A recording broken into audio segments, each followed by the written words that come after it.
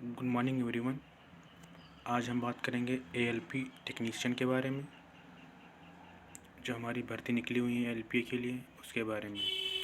और जैसा कि हमने देखा, थंबनेल में देखा है कि 4 मंथ स्ट्रेटजी, जो हमारे पेपर को सिर्फ 4 महीने ही बचे हुए हैं।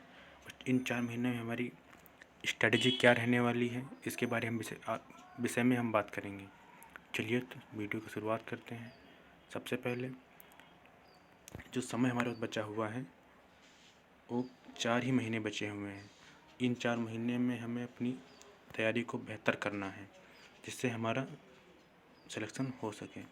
सबसे पहले बात करते हैं हमारे विषय कितने हैं, कौन कौन विषय हैं। तो पहले भौतिक विज्ञान, फिर रसायन विज्ञान, गणित, रीजनिंग, जीके जीएस। जो ये सभी जो चैप्टर हैं ये हमारे CBT 1 और CBT 2 दोनों में कॉमन रहेंगे, इसलिए हमें इन पर ज़्यादा फोकस करना है, क्योंकि CBT 2 हमारी मेरिट बनाएगी, जिसमें हमारा सिलेक्शन होगा। चलिए तो बात करते हैं सबसे पहले टारगेट इसलिए लिखा हूँ क्योंकि हमारे पास सिर्फ 120 दिन ही बचे हुए हैं, और इन 120 दिन में हमारी रणनीति कैसी होनी चाहिए कि हमारा पेपर आसानी से निकल जाए। चलिए सबसे पहले बात करते हैं हमें फिजिक्स में देखते हैं कौन कौन से चैप्टर हमें पढ़ने हैं।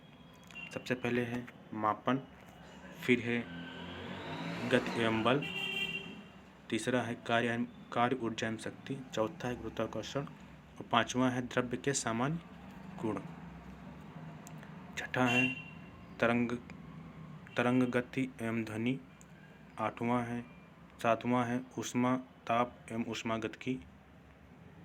फिर हम बात करते हैं प्रकाश की, और फिर आता है विद्युत धारा, उसके बाद आता है चुंबकत्व। ये हमारे चैप्टर हैं फिजिक्स के। इसके बाद हम आते हैं रसायन विज्ञान में हमें जो चैप्टर पढ़ने हैं वो है द्रव्य की अवस्थाएं, द्रव्य की परमाणु संरचना, संयोजकता, अम्ल क्षार एवं लवण, गैसीय नियम, तत्वों का वर्गीकरण, धातु क्रम एवं मिश्र धातु उपधातु, और उसके बाद है कार्बनिक रसायन, ईंधन और मानव के जीवन में रसायन, रेडियो सक्रियता। ये क्यों टोटल 12 चैप्टर हैं जो हमें रसायन विज्ञान में पढ़ना है।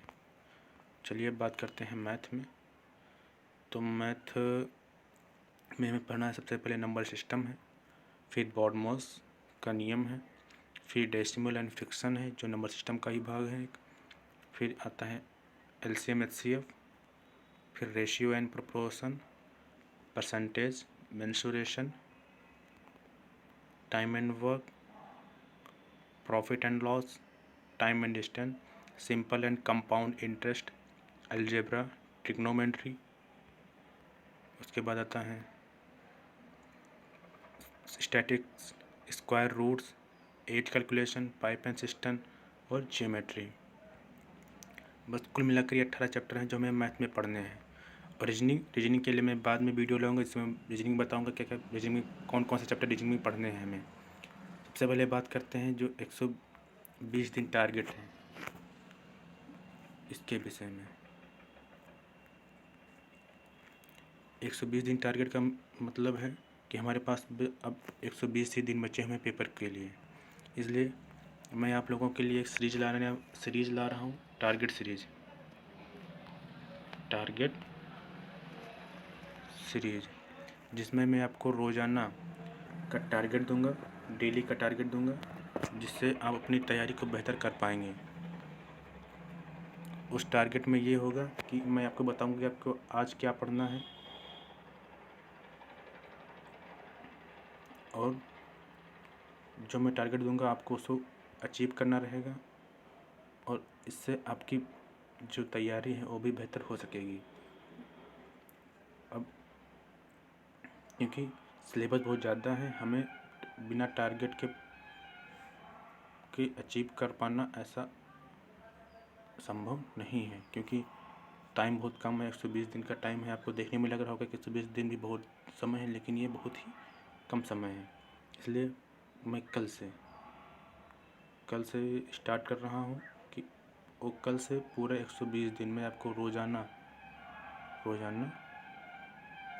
टारगेट दूंगा, और मैं आपको बताऊंगा कि आपको किस विषय में कौन सा चैप्टर पढ़ना है और कहाँ से पढ़ना है।